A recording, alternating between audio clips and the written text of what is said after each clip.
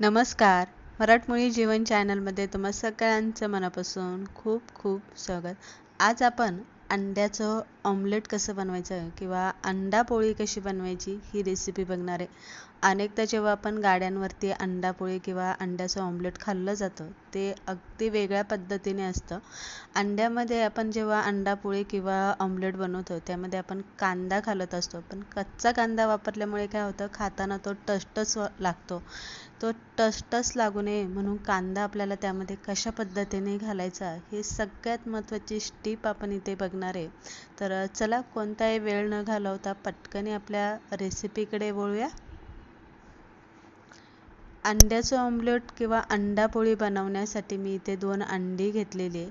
हिरव्या मिरच्या आपल्याला जितक्या बारीक चिरता येईल तितक्या चिरून घ्यायच्या.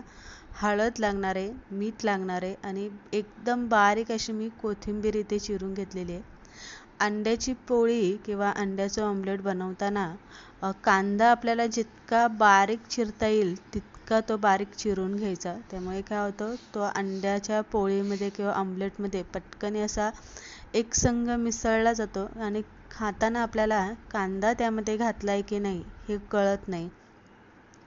आता अनेकदा आपण जेव्हा गाडीवरती अंड्याची पोळी किंवा ऑमलेट खातो तेव्हा किंवा आपण घरीसुद्धा बनवतो तेव्हा कांदा आपण चिरतो, पण तो कच्चाच आपण त्यामध्ये घालत असतो. तर इथे आज आपण कांदा आणि हिरवी मिरची कच्ची न घालता तेलामध्ये जरासा आपण कांदा आणि हिरवी मिरची फ्राय करून घेणार आहे.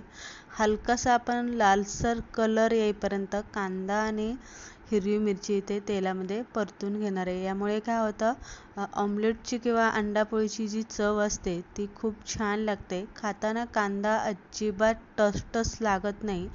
या पद्धतीने जर तुम्ही ऑमलेट बनवलं तर अनेकदा खाणारे तुम्हाला विचारतील की ते कसं बनवलं किंवा तुम्हीसुद्धा नेहमी याच पद्धतीने अंड्याचं ऑमलेट बनवून घेऊ शकता. तर अगदी 2 मिनटामध्ये कांदा आपला लालसर असा आपण इथे परतून घेतलेला आहे.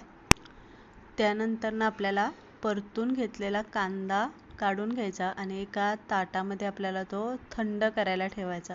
अंड्यामध्ये जर तुम्ही गरम गरम कांदा घातला तर लगेच अंडं म्हणजे लगेच ते असं घट्ट बनतं, म्हणून आपल्याला ते थंड करून घ्यायचं. तोपर्यंत इथे आपण अंडी फोडून घेणार आहे. 2 अंडी मी इथे घेतलेली एकत्रच आपण यामध्ये फोडून घ्यायची. चवीप्रमाणे यामध्ये अर्धा चमच्याभर आपल्याला मीठ घालायचं आणि त्यानंतर थोडीशी आपल्याला यामध्ये हळद घालायची. हळद घातली की अंडं व्यवस्थित चमच्याने आपल्याला फेटून घ्यायचं.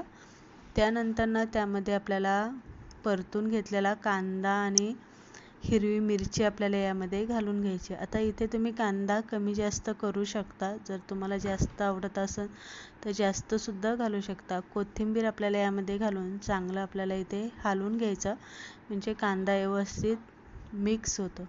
एक पळीभर आपल्याला पॅनमध्ये तेल घालून घ्यायचं. शक्यतो अंड्याची पोळी किंवा ऑमलेट बनवताना पॅनचा वापर करायचा, म्हणजे पोळी किंवा ऑमलेट अजिबात चिकटत नाही आणि पटकन ते शेकलं जातं. तर इथे मी 2 भागांमध्ये करून घेणार आहे.